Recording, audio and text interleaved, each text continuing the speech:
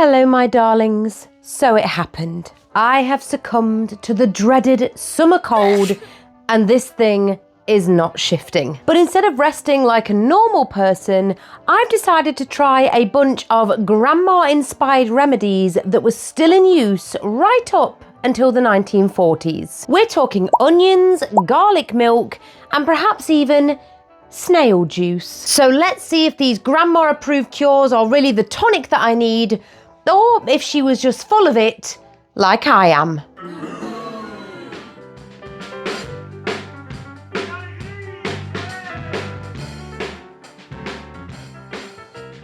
Now, obviously, when you're all caught up with something, there are plenty of old-fashioned staples that still hold up today, like gargling salt water, or a hot toddy, or just a spot of fresh air. But these ones that I'm trying this evening are a little bit more obscure and, quite frankly, much more unpleasant. But before we dive right in with as much energy as I can muster, a couple of special mentions that I got directly from my great aunt when I asked her what she remembers being subjected to when she felt a little under the weather. Number one, a sweaty sock around your neck to cure a sore throat. Number two, selling a wart. Allegedly, if you wanted to sell a wart somewhere on your body, then you could do, and if that person, gave you a penny for it, the wart would disappear. And number three, placing a gold ring on a sty on your eye was allegedly meant to make it disappear. Yes, as they say, these old wives' tales have been going since God was a lad, and they were actually taken pretty seriously at one point. And as your time-travelling tour guide, I'm going to show you exactly how our ancestors did it, and perhaps also offer you some amusing nostalgia at my own detriment. So as I said, these recipes were being used right up until the 1940s, which is kind of crazy to me when I read about them. And I don't exactly know how people smelt during this particular period of time, but just thank your lucky stars that YouTube doesn't have smell-o-vision. Now, some of you may have already guessed what we're trying for our first one, but it's called onion poultice. Poultice, I think that's how you say it, for the chest. And this allegedly was meant to break up the phlegm and draw out the congestion and the illness. We're gonna get this baby steamy.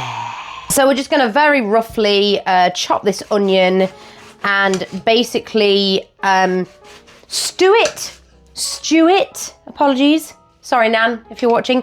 Stew it, just to start letting, all the great natural goodness begin to evaporate from the onion, and then wrap it in a muslin cloth and place it on our chest. Obviously, once it's, cooled down a little bit. Oh, sorry, it says that you're supposed to mash the onions. So you stew them, mash them, put them on your chest. Boil them, mash them, stick them in a stew.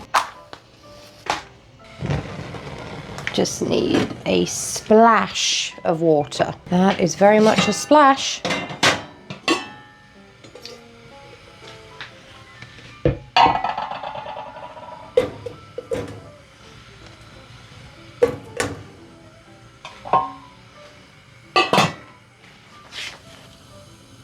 So we've got about 15 minutes as those onions stew, and so I thought I'd take a moment to consult my copy of The Modern Housewife from the 1930s, just to see if Aunt Kate offers any advice if you or someone you're treating isn't feeling their best. And as well as general first aid, how to treat a cut and bruise, she does give an entire page dedicated to the sick room. And I find this really interesting and very grandma coded, so listen to this. One of the most important things to remember about sick room meals is that they must be daintily served. Large quantities of food are unattractive at any time and fatal to the delicate appetite of an invalid. Do you remember those days when you were feeling under the weather? What did your grandparents or your mum and dad always give you? Dry toast. The most plain, bland, small amount of food just to, what do they always say? Settle your stomach. I know a grandma's usual thing is to feed you until you burst, but when you're ill, it's soups, it's buttered bread, it's dainty meals, anything to not overdo it. Because let's face it, when you're ill, you never know what might happen. But it goes on. On the invalid's tray above, there is, first of all, a pretty cloth. That in itself is a tonic, and a fresh cloth every day is a well-warranted extravagance, for the slightest stain offends a sick person's eye. The nourishing broth, which is part of every invalid's diet, is much better served in a little covered pot, as shown above. This looks particularly nice, and its practical value is that it keeps the broth warm to the end. The smaller rounded soup spoons are better suited to an invalid's tray. Tiny fingers of thin toast in a small-sized toast rack and dainty salt and pepper pots to match complete the first course of this light lunch. A nourishing egg custard baked in an individual dish makes a nice second course. So we're going to talk about a couple of things there, but that is basically, well, in the 1930s at least, meant to be the perfect meal for the invalid or the sick person. But this page also talks about appearance and how the environment in which the sick person is existing in can actually make them feel worse. And I find that incredibly interesting, and again, very grandma inspired, because, you know, when you went to your grandma's house, you were after, especially if you were ill, that cozy, comforting feeling of safety and warmth and protection, and you got all that. You know, if you had grandparents or a great aunt perhaps that you were close to, you know, that's, as well as any medicines you took, what made you feel better. Beside an invalid's bed should be a little table for odds and ends. Medicine should not be displayed on it, as most medicines are depressing to look at. A vase of flowers, grapes or other fruit, and some magazines and books are all that is necessary. That reminds me of old hospitals. When I watch old reruns of Norman Wisdom, for example, or any old shows or films that feature a normal general hospital, they looked so much more appealing than modern day hospitals. You know, you did have a fruit bowl beside every bedside. You know, you bought in grapes when you were coming to visit someone. There were net curtains. You know, it was just an entirely different vibe from the more clinical one that we know today. But if I was recovering somewhere, I would rather recover in something that looked a little bit more homey. You know, even if that meant the environment looked less medical. You know, I think I'd actually prefer that. It wouldn't make me worry that it was any less professional. I think I would be more comfortable in an environment that felt comforting. After an infectious case, the room should be disinfected thoroughly. Paste paper over fireplace, window crevices and keyhole, and set a tray of sulphur alight. Leave for 12 hours, remove paper and air the room. Wash every surface in disinfectant and have the bedding bake. Or in this day and age, strip the bed and throw the bedding in the washing machine. And then it just gives a little breakdown of the best medicines to have in your collection and where to keep them, which in this book suggests the bathroom, which I don't think has changed that much in the last 90 years. But yeah, it got me thinking about feeling ill and how nowadays, obviously, you know, the priority is some sort of prescription to help cure the ailment, you know, taking a tablet of some sort or medicine. And of course, that's incredibly important. But when I'm ill, I guess what I'm trying to say is I'm sad that I'm never going to be, you know, run down with a stuffy nose and able to dash over to my grandparents and let my nan look after me and my grandpa put on some old films, and for me just to feel sorry for myself on their sofa, secretly kind of chuffed that I'm missing school. Illness is very much about the body. It's very much a physical experience, but we cannot deny that it is also intrinsically tied to how you're feeling mentally and what affects you mentally, but the environment that you are trying to get better in. Perhaps there's a reason that grandmas make you feel better, because they were basing their tactics on a different set of priorities. Anyway, are my onions done?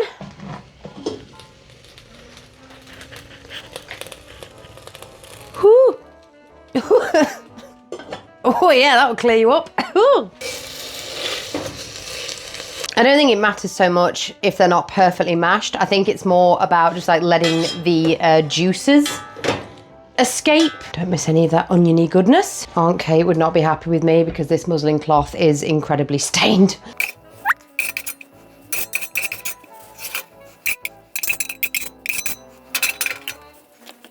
Ooh. It's wet. So obviously I had to take my microphone off for this one, and initially it was quite nice to have this hot touch directly on the chest, although it was pretty boiling today, so it was making me sweat a little bit. Maybe that was a good thing. And it was also incredibly potent. The smell and the fumes were, I don't know, they seem to be helping loosen everything up. And my goodness, maybe I used it a little bit too warm because my chest then went incredibly red. But I have to say, overall, it wasn't actually that bad. And I could definitely feel the fumes fuming, but unfortunately, I also stunk. Now, apparently this one was a real wartime staple because it was cheap and easy to make, and it was warming foods for colds and flu. And it's your standard oat porridge, but instead of using sugar, which I would normally use, we're going to add salt. What do you want? I know, it's salt. We don't do that, do we? You should not be on the counters, please, please, please. Come on now. Get down. Thank you. Honestly, all that about salt. But you know what? I was kind of not on board with this when I first heard about it too. And I've heard that in Scotland, this is still extremely common. I don't think I'm going to like it, but it's meant to be easy on a queasy stomach, which I sometimes get when I have a cold, weirdly. Like I feel kind of not right everywhere, including my stomach. It just feels a bit, uneasy. And this is apparently meant to be great for it. It's bland and it'll settle my stomach and heat me from within, which is exactly what I need on a day as hot as today. You know what? I don't trust that. Let me just... Oh, that's too much. Throw a bit of that over our shoulder. Oh, I just don't think I'm going to like it. Oh, God, I hate that it looks like sugar and it isn't. I think I'm going to hate this.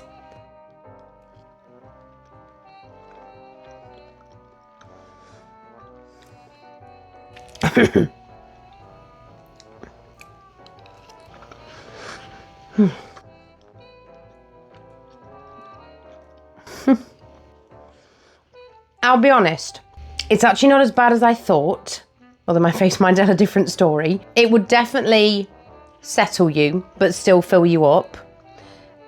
But it's just not right. It's just not right. It doesn't taste right. Pretty drying on the mouth, actually. Well, one good thing about this, if you do eat this, is it will encourage you to hydrate, which is really good for a cold, isn't it? So they say. Ugh. That was a lot of salt. It's not so bad. If your stomach is all over the place, I think it would be a really good shout. But the taste is too jarring for me. I've always seen porridge as a sweet dish, and this isn't that. Man, I'm so thirsty. Well, thank goodness that I can treat myself to a good old cup of milk. Or can I? Because we're making a 19th century beverage that was still in use in the 1940s, garlic in milk, where you basically boil a clove of garlic in milk and then drink it. Once it's cooled down, of course. Don't be out there drinking boiling hot milk with a clove of garlic in it. Apparently, garlic is a natural folk remedy for infections and colds and known as a natural penicillin, and the milk is there to tame the flavour. Slightly. I'm going to do a bit over half a cup of milk to save me from the overpowering garlic I'm sure I'll get, and then get myself a little clove. One clove with the skin removed, so pop that in there with our milk.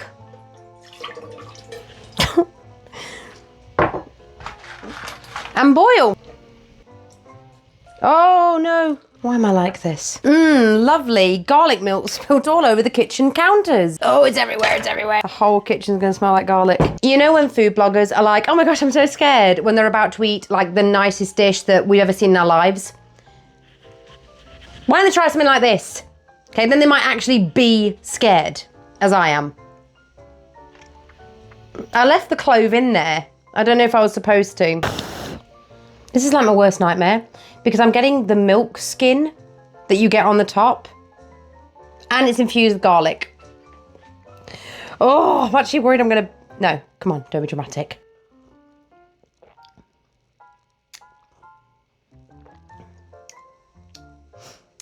Okay.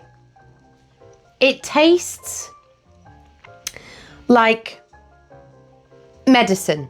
It tastes quite medicinal. Sorry, 1 second. See, I told you I really am ill. Yeah, It doesn't taste as horrendous as I thought. It does not taste nice by any means, but it isn't unbearable. I'm not happy about drinking it, but I mean, it actually does feel like it's kind of clearing everything out, to be honest. Like, it does feel like everything's kind of coming up. Sorry. It's not so bad. Your kids would hate it, but to be honest, if you're an adult that can bear gross things in the name of being good for you, then I don't know, this could be a winner. But you know what? You know what? I'm still a little bit peckish, and you know, as Grandma used to say, feed a cold and starve a fever. And seeing as we already know the benefits of raw garlic, we're gonna take that concept and put it into a sandwich. The sandwich version of consuming garlic to help cure ailments likely developed in World War I and World War II, when people just didn't have access to pills and prescriptions, but only produce and their pantry. And so garlic, being able to be homegrown, was a fantastic option to put in a sandwich. Like the milk, the sandwich was there to subdue the taste slightly, and the entire thing was meant to act as a kind of immune booster, because the bread would fill you up, and as we know, garlic is like a natural remedy. The concept is simple: crushed raw garlic between buttered bread. At least it's buttered.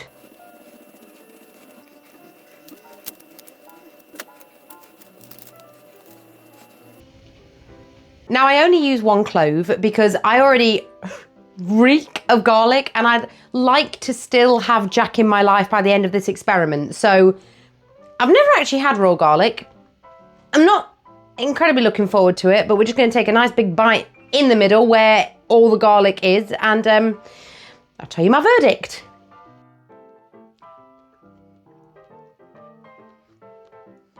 Whoa!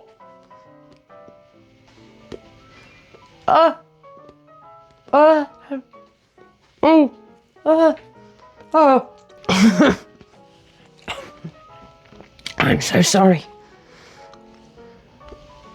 That is overpowering. I can't do that. I'm sorry. That was eye-wateringly overpowering, and it was not pleasant at all. And the bread and the butter did nothing. It did nothing. Sorry, I feel very cleaned out. I mean, I absolutely reek. There'll be nothing left of me by the time this experiment is done. If, you know, onions and garlic are all meant to clear away, you know, what's going on inside, there'll be nothing left of me. I shall be a human sack by the end of this, of nothingness. Oh, I need to go brush my teeth. Now, I'm going to be heading to bed soon after all of that, hopefully to wake up in the morning with this cold gone for good. But before I do, I wanted to try a couple more remedies. And this next one, I can't quite believe was still being used in the early 20th century, having originated in the 18th. Oh yeah, it's snail juice. So for this remedy, I of course had to head outside, which isn't the worst thing because you know what they say about fresh air, and I headed straight to my pond where I'd recently noticed a few little critters that I thought might be able to help me with this one. And after making a careful selection, it was time to head back to the house and really find out what this remedy is all about. Okay, here we go. Our victim. As if you really thought that I was going to go out there and get real snails to use as snail juice. I would never do that, and you know why? Because it's actually quite brutal. So this method would be collecting garden snails, mashing them up with sugar, allowing it to sit, and then straining the juice. And get ready for this. This was to create a cough syrup, particularly for children. I don't blooming think so. So no, we will not be making or trying snail juice today, but I did think that it was quite an interesting, obscure example. Boop. I always boop real snails when I see them. Just give them a little, really gentle little boop. Always makes their eyes kind of go, but you know, It doesn't hurt them. Well, I'm very ready for a nana nap. But before I get my head down, I've also hung a sock full of onions near my bed, which is supposed to draw out and absorb the illness. One of our oldest folk remedies and still mentioned by grandmas today. Of course, the amount of grandma ailment cures are countless. Turmeric for coughs, oatmeal for skin conditions, and even potato peels to cure eye infections, which were a lot more readily available in wartime Britain than the cucumber. But these were just a few examples that I hope will see me right. So drop a comment below and let me know if you can recall any obscure remedies that you were subjected to. And of course, take care of yourself out there. We've got to take care of ourselves. You've got to take care of ourselves. Are you poorly? I wouldn't do that. I smell of garlic. Night night. Night night.